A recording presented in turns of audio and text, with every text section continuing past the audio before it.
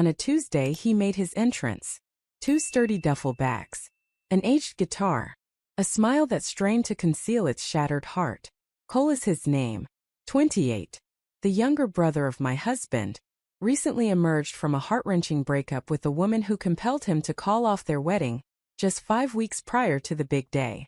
"It's only for a short time," my husband remarked, already making his way back to the garage. I remained silent. A smile graced my lips. I prepared the guest's bed as if it were not situated so close to ours.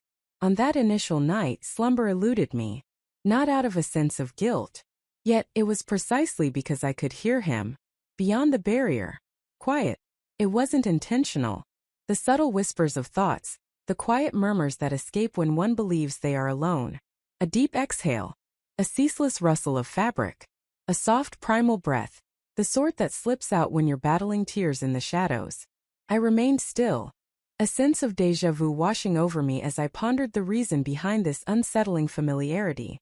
In that moment of clarity, it dawned on me. That was indeed I. Long ago. Weeping silently beside a man oblivious to the turmoil unraveling just 2 feet away from him. With Cole's presence, the house took on a new essence. More inviting. Increased awareness. He observed when I changed my hairstyle.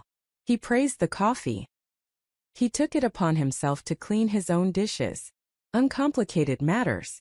Yet they accumulated. Perhaps that was the source of my greatest fear. For the first time in years I felt truly noticed. And it was merely the second day. The clock had just struck 7 a.m.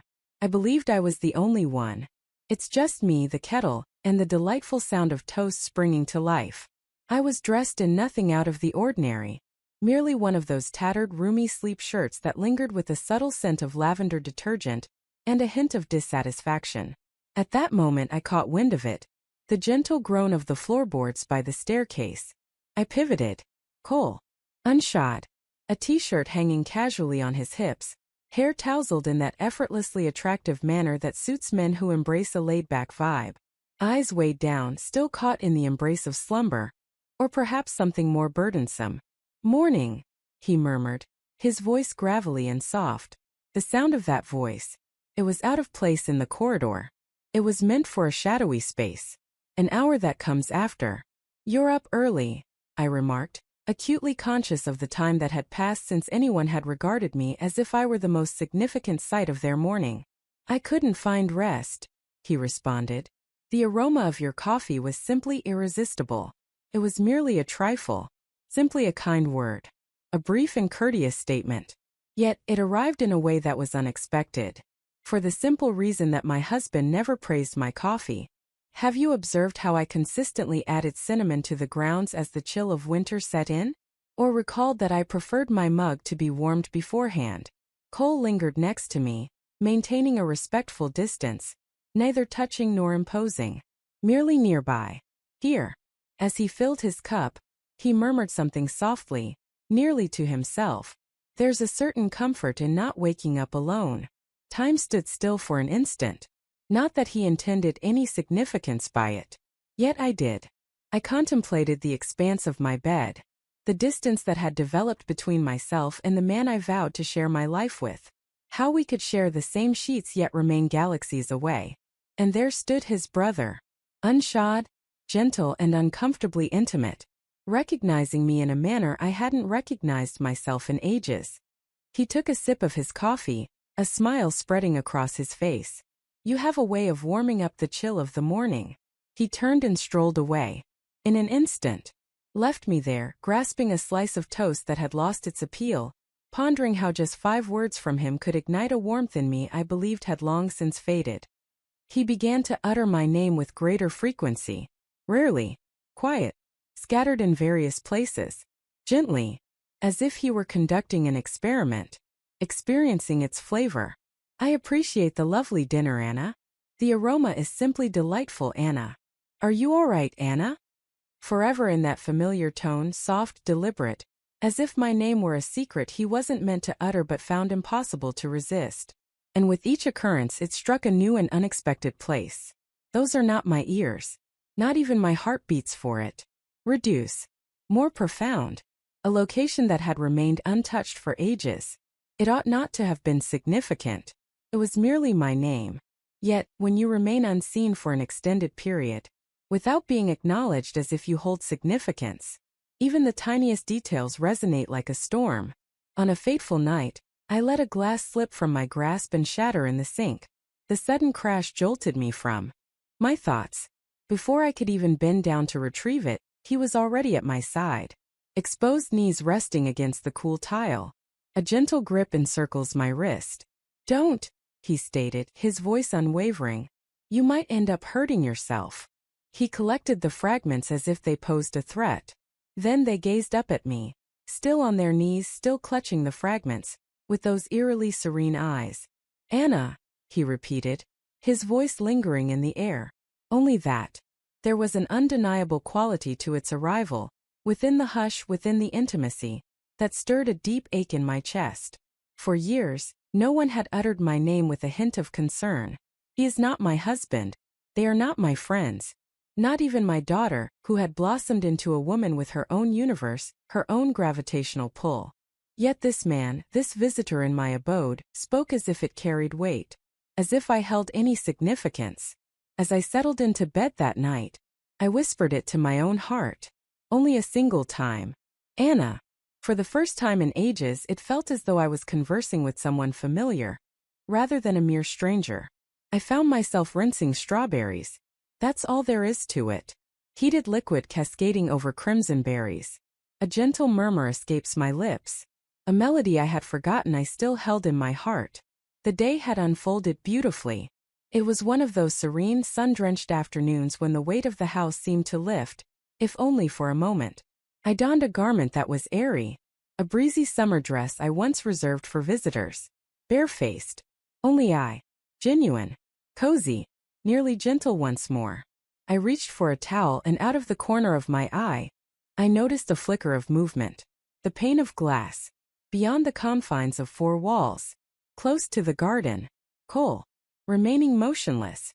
Observing my every move. Not gazing. Not in that manner that men occasionally exhibit, the kind that sends shivers down your spine. This felt distinct.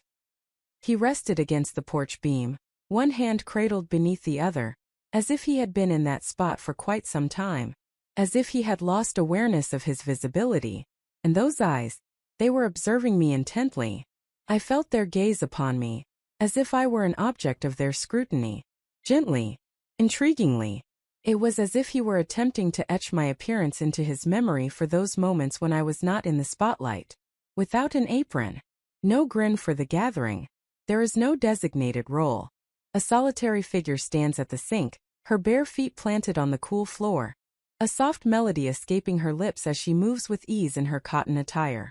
I stood still, caught in a moment of sheer disbelief. Our gazes intertwined. Neither of us stirred. The strawberry eluded my grasp, tumbling into the sink with a delicate splash. Yet he remained steadfast, his gaze unwavering. He refrained from smirking, failed to change direction. He simply informed me that he noticed me, and a sensation coiled within me, taut and piercing. Do not fear. No shame. Desire. The discomfort of feeling observed, not merely as a thing, but as an inquiry. A conundrum. A tale that beckoned to be savored page by page from beginning to end. Initially I averted my gaze. Yet the moment had passed. Now I found myself unable to shake the curiosity about what he perceived, how I appeared to him, and why when I shut my eyes that night. His gaze lingered on my skin, an echo of its intensity. The event unfolded in the corridor. As the sun began its descent, the late afternoon cast a warm glow over the landscape. Sunlight filtered through the blinds, casting golden stripes that danced across the floor. I found myself burdened with a laundry basket, precariously piled high with clothes. The path ahead was shrouded in uncertainty, and then, in an instant, palms, one perched upon my shoulder, the other adorning my wrist, gentle and unassuming, simply intercepting me before I crashed into him. The basket tipped precariously, releasing a cascade of socks and shirts, along with the fragile items I had always kept to myself, never allowing another to fold them. Yet it hardly registered with me, because his hand lingered, right there, enveloped around my wrist. Cozy. steadfast, vibrant. I gazed up at him, uncomfortably near. His expression was devoid of a smile. He watched me once more, as if I were an object he knew he shouldn't touch, yet found himself unable to resist reaching for. "Are you all right?" he inquired, and the question resonated in a place it perhaps shouldn't have.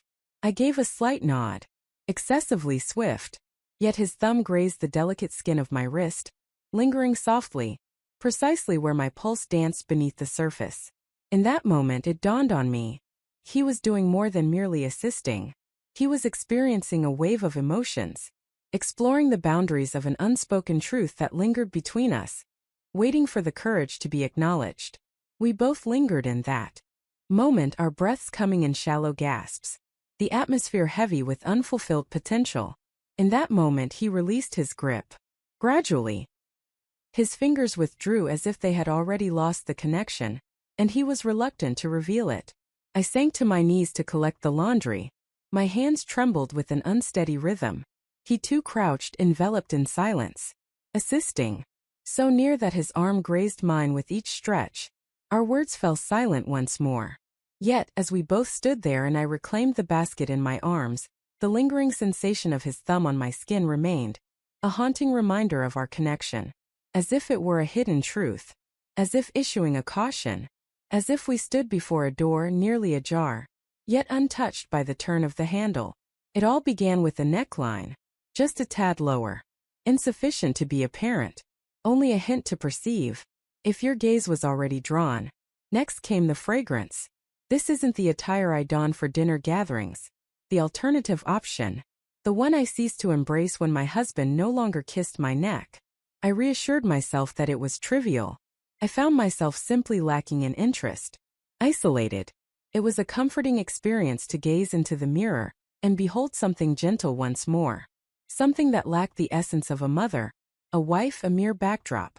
Yet, beneath the surface, I was aware of the reality. I was preparing myself for Cole, for the manner in which he lingered in the doorway before uttering a word. How his gaze fell, and then swiftly averted, as I stretched for an item on the upper shelf, for the silence that swelled between us, even in the presence of others. I began to navigate the house as if he could catch sight of me, as I had hoped he would. A button left slightly undone, a fleeting touch of bare skin as I leaned past him, lips shimmering without a purpose in sight. And each time he gazed at me, genuinely gazed, my breath hitched in my throat as if I were the one intruding. I suppose that was indeed the case, for the simple reason that nothing had transpired. Not quite. Yet all had transformed irrevocably. I started to observe the moments when he would shave, when he donned his cologne, as he hesitated for a fleeting moment in the kitchen, savoring the atmosphere before finally pulling away. On a quiet afternoon, I accidentally let my keys slip from my grasp near the front door.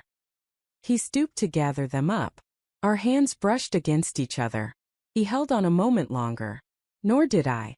It endured for merely a heartbeat. Yet it blazed for hours on end. The hour had slipped beyond midnight. A silence so profound it seems to draw the very walls closer together. A profound quietude envelopes the surroundings, making each sound resonate with an intimate solitude. Rest eluded me. Once more. The expanse of my bed has grown chillier of late, even with my husband beside me. He had drifted off to sleep some time ago, his mouth slightly ajar, the TV remote clutched in his hand. His snores drifted softly like a distant echo. I ventured outside to fetch some water, gliding silently down the corridor, mindful of the slumbering souls around. And then, I caught wind of it. My name is a reflection of my identity. Subdued. A mere murmur.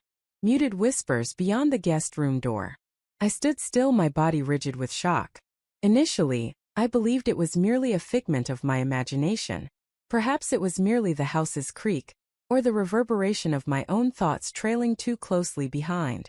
Yet once more the sound reached my ears. Anna, prolonged, embraced the warmth of slumber, burdened by desire. It was not a complete thought. This is not a plea for assistance. The sound echoed with a deep sense of yearning, of an individual adrift in a reverie they wished to linger in forever. My heart raced wildly as I pressed my hand against my chest. I remained still. There was no breath to be found. There I stood, enveloped in quietude, attuned to the way he uttered my name, as if it were a cherished secret meant solely for his ears. And a part of me shattered wide open, free from blame. No shame, yet acknowledgement. For years no one, not even my husband, had uttered my name in such a way. As if it held the weight of the world. It had a sweet flavor. It pained me to utter those words, as if they were forbidden. I retreated gradually, stealthily made my way to the kitchen, gazed intently at the sink until the faucet sharpened into clarity. Yet the water remained still, never flowing, for the reason that it echoed incessantly in my mind, repeatedly, that singular term, Anna. In an instant, I found myself uncertain of where the true peril lay. What lies beyond the door to the guest room? Or the iteration of myself lingering in the corridor, yearning for him to utter those words once more. The tension had been accumulating for weeks. The fleeting glances, the brushes, the near misses. Up until that night, the tempest began its fury. Shortly after the evening meal, the thunder rumbled softly, as if reluctant to disturb the stillness around it. Simply give us a heads up. My husband had already ascended the stairs, grumbling about an early morning meeting. Cole lingered in the shadows. He assisted in drying the dishes. We exchanged few words. The kitchen exuded warmth, a heavy humidity clinging to the air from the stove, as the thick oppressive heat lingered in anticipation of the impending rain. A palpable presence lingered just behind me. I always had the ability to do so. The tempest split the heavens as I rested against the counter. He advanced with measured intent, untouched. Yet, in that very moment, his breath was palpable, a presence that lingered in the air. One could nearly sense his hand, despite the fact that he remained still. You seem to maintain your composure even in the midst of chaos, he remarked. I gulped. I enjoy the sound, I murmured. It grants me the freedom to embrace the chaos. He chuckled gently. Yet, his gaze held no hint of playfulness as it met mine. It was unrefined, electrified. Absolutely. In silence we shifted our positions, beyond the confines of four walls, stepping onto the back porch. The rain started to fall, thick and comforting. I was the one to step into it first. Unshod, head reclined backward, allowing it to permeate my shirt, my hair, my facade. The faint creak of the screen door echoed behind me. I sensed his presence there. Yet to make contact. Yet my body was already yearning for it. I pivoted to meet his gaze. Gazes intertwined. In that fleeting moment the stillness shattered. He moved closer to me. His hand wrapped around my waist. I allowed him to continue. Showed no sign of hesitation. Did not feign. When his lips touched mine it transcended a mere kiss. It was a liberation. Weeks of restraint crumbled beneath the roar of thunder, the touch of skin, and the simple affirmation of yes. Indeed. His hands glided over my drenched shirt, holding on to me as fiercely as the tempest outside. I encircled his neck with my arms, drawing him nearer, savoring the rain on his lips, experiencing a sensation I had long denied myself, a longing that stirs the soul. It lacked the essence of youth or impulsiveness. It was mature, profound, acquired through months of painful quietude, and looks that conveyed what our words could not express. Silence enveloped us as we made our way back indoors. Yet, the gaze he cast my way just before he closed the guest room door? That conveyed it all. And for the very first time, I felt compelled to pursue. Silence enveloped the house once more. Excessively silent. My husband lay in slumber. The tempest had moved on. The air lingered with the scent of damp grass, infused with an undercurrent of electricity. Yet slumber eluded me. Not with the taste of his lips still echoing on mine. Not with the sensation of his hand still searing through my drenched shirt. I lingered in bed for nearly an hour, gazing up at the ceiling, inhaling lightly, anticipating the moment when the weight of guilt will surge forth, engulfing me entirely. It did not. All I experienced was a sense of being drawn in. At 12:47 a.m., I rose from my slumber. Unshod feet. Gentle rap. A pulse that refused to relent. I refrained from knocking. I have just swung the door wide open. Cole found himself wide awake, perched on the brink of the bed, without a shirt, hair glistening and dampened by the gentle caress of the rain, eyes wide open yet devoid of surprise, as if he had anticipated my arrival, as if he had been anticipating this moment far longer than I ever could. Silence enveloped us. It was unnecessary. I entered and shut the door softly behind me. The gentle click resonated as if it were a whispered secret. He rose to his feet, and I approached him. His hands settled on my waist as if they were already familiar with its contours. My robe fell to the floor as if it had been biding its time, ready for this moment. He kissed me in a way that felt entirely new this time. Unhurried. I have no appetite. As if a man were finally embracing a woman he had envisioned for countless months. Now that she existed in the flesh, he was determined not to let a single moment slip away. We did not share an intimate moment. We transformed into it. Breath entwined with breath. Hands grasping, quivering, revering. His lips brushed against my collarbone. My fingers tangled in his hair. Each part of my being stirred, recognized, desired. And when it concluded, he refused to release his grip. He simply embraced me. Flesh against flesh. Stillness. Yet, it felt as though we were both terrified that the moment would vanish if we exhaled too forcefully. Yet, I wished for it to remain, to linger in the air a little longer. For within that space, during that moment, enveloped in those embraces, I was not a wife, or perhaps a mother, or perhaps a hidden truth. I was simply myself. In that moment I experienced a vitality like never before. I believed I could move on from it. Kindly shut the door, please. Don the robe. Serve the coffee. Grin at the table as if everything remained unchanged. Yet all had changed, particularly myself. The following morning, Cole regarded me with the same eyes as before. He regarded me as if he had always perceived me in that light. It was merely that he had finally been granted permission to do so. He remained silent. Yet, as our gazes locked across the kitchen counter, I found myself momentarily breathless. Due to the absence of any awkwardness. It was not remorse. It was an understanding. And to make matters worse, it was gone. I endeavored to persevere. I meticulously folded the laundry. I pressed my lips gently against my husband's cheek. I responded to work emails. Yet my body continued to resonate. Forever etched in memory, the places his hands had wandered. Where his breath had softly murmured.